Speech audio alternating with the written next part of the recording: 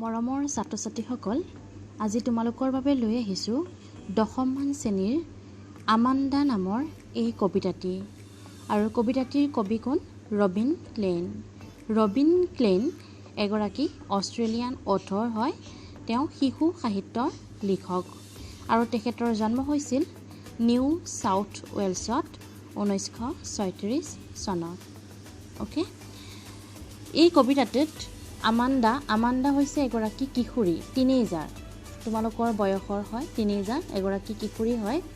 ইয়াত নায়িকা অৰ্থাৎ আমাণ্ডা নামৰ এই সৰু ছোৱালীজনী আৰু তাইৰ মাকৰ পৰা পোৱা গালি শপনি, সেই কথা ইয়াত বৰ্ণনা কৰিছে। মাকে কিয় গালি পাৰে? তাই সুঅভ্যাস গঠন হোৱাৰ কাৰণে গালি পাৰে। অ'কে, কিন্তু যেতিয়া তাইৰ মাকে তেওঁৰ উপদেশ আৰু অনুশাসনমূলক আজ্ঞাৰ সৈতে খেচখেচনি লগাই থাকে, তেতিয়া আমাণ্ডাই তাইৰ দিবা স্বপ্নৰ, তাই কল্পনাৰ সেই জগতখনলৈ গুচি যায়। গতিকে ইয়াত মাজে মাজে ব্ৰেকেটৰ ভিতৰতো দিয়া আছে আৰু মাজে মাজে ব্ৰেকেটৰ বাহিৰতো দিয়া আছে। গতিকে মাকৰ সেই বন্দিত্বৰ, মাকে দিয়া সেই উপদেশ বা সেই এনিটাইম দি থকা তাইৰ গালি শপনি, সেইবোৰৰ পৰা তাই কি কৰিব বিচাৰে? নিজৰ সপোনৰ ৰাজ্যলৈ গৈ গমন কৰিব বিচাৰে আৰু নিজকে মাকৰ নেৰানেপেৰা সেই নিৰীক্ষণৰ পৰা বহু দূৰৈৰ এক মুকলি পৃথিৱীত নিজকে কল্পনা কৰে। আৰু প্ৰত্যেকবাৰ তাইৰ মাকে কিবা ভুল কৰাৰ বাবে গালি শপনি ভৰ্ৎসনা কৰোঁতে আমাণ্ডাই তাইৰ চৌদিশৰ বাস্তৱ জগতৰ পৰা শান্তি আৰু নীৰৱতা বিৰাজ কৰা তাই সেই কল্পনাৰ সেই জগতখনলৈ গুচি যায়। গতিকে এইখিনিয়ে হৈছে আমাণ্ডাৰ থুলমূল আভাসটো। এতিয়া আমি লাইন বাই লাইন আলোচনা কৰিম। আহা। Don't bite your nails Amanda. Okay, bite মানে কামোৰা। ইয়াত কৈছে যে নিজৰ নখবোৰ নাকামুৰিবা Amanda. Don't hunch your shoulders Amanda. পিঠিখন কোজা নকৰিবা। হাঞ্চ মানে কোজা কৰা। Don't hunch your shoulders Amanda. পিঠি কোজা কৰি নাথাকিবা বা পিঠি কোজা নকৰিবা Amanda. Stop that slouching and sit up straight. Stop that slouching মানে হালি বহা আৰু চিট আপ ষ্ট্ৰেইট অৰ্থাৎ ইয়াত থিয় হৈ চিধা হৈ বহাৰ কথা কৈছে, যে হালি বহা বন্ধ কৰা আৰু চিধা হৈ বহা Amanda. There is a languid emerald sea. এই ব্ৰেকেটৰ ভিতৰৰ কথাখিনি, এইখিনি আমাণ্ডাৰ কল্পনা জগতৰ। অ'কে, তাই কল্পনা কৰিছে। দেয়াৰ ইজ এ লেংকুইড মানে বিশ্ৰাম। Okay, লেংকুইড emerald C. এমাৰেল মানে গাঢ় সেউজীয়া ৰং। অ'কে, ইয়াত সেউজীয়া ৰঙৰ দৰে সাগৰৰ কথা কৈছে, গাঢ়। হুৱেৰ দ্য চ'ল ইনহেবিটাণ্ট ইজ মি। য'ৰ একমাত্ৰ বাসিন্দা, চ'ল মানে একমাত্ৰ, ইনহেবিটাণ্ট মানে বাসিন্দা, য'ৰ একমাত্ৰ বাসিন্দা হ'লো ময়েই। তাই এখন কল্পনা জগতত আছে এতিয়া।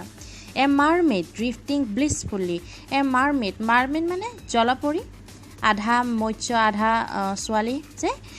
এ মাৰমেড এগৰাকী জলপৰী, ড্ৰিফটিং ব্লিছফুল্লি। অ'কে, যি পৰম আনন্দৰে অনাই বনাই ঘূৰি ফুৰিছে। এই ব্ৰেকেটৰ ভিতৰৰ কথাখিনি আমাণ্ডাই কল্পনা কৰিছে। অ'কে, তাই এখন ধীৰ গতিযুক্ত এখন সেউজীয়া সাগৰত আছে আৰু যাৰ একমাত্ৰ বাসিন্দা তাই এগৰাকী তাত জলপৰী হিচাপে পৰম আনন্দৰে অনাই বনাই ঘূৰি ফুৰিছে। তাৰ পিছৰখিনি চোৱা। Did you finish your homework Amanda. এইখিনি মাকে কোৱা কথা। তুমি তোমাৰ গৃহকাৰ্য কৰিলানে Amanda? Did you tidy your room Amanda. তুমি তোমাৰ কোঠাটো পৰিপাটি কৰিলানে? টাইডি মানে পৰিপাটি কৰা, চিজিল কৰা। তুমি তোমাৰ কোঠাটো পৰিপাটি কৰিলানে Amanda? I told you to clean your শ্বুজ আমাণ্ডা। মোৰ মনত আছে, হয়তো মই তোমাক তোমাৰ জোতাযোৰ পৰিষ্কাৰ কৰিবলৈ দিছিলোঁ আমাণ্ডা। এতিয়া আকৌ তাই নিজৰ কল্পনা জগতলৈ ঘূৰি গৈছে। I am N Arfan. মই এগৰাকী অনাথ। Roaming the street. আৰু মই গলিত বা ৰাস্তাই ঘাটে মই অনাই বনাই ঘূৰি ফুৰিছোঁ। ৰ'মিং মানে অনাই বনাই ঘূৰি ফুৰা। I pattern soft dust with my hushed barefoot মানে খালী ভৰি, নগ্ন ভৰিৰ। আৰু পেটাৰ্ণ মানে চানেকি বনোৱা। ছফ্ট কোমল। ডাষ্ট মানে কি? ডাষ্ট মানে হৈছে ধূলি। আৰু হাষ্ট মানে হৈছে নিস্তব্ধ। Okay, hushed. ইয়াত কি কৈছে? I pattern soft dust with my hushed barefoot.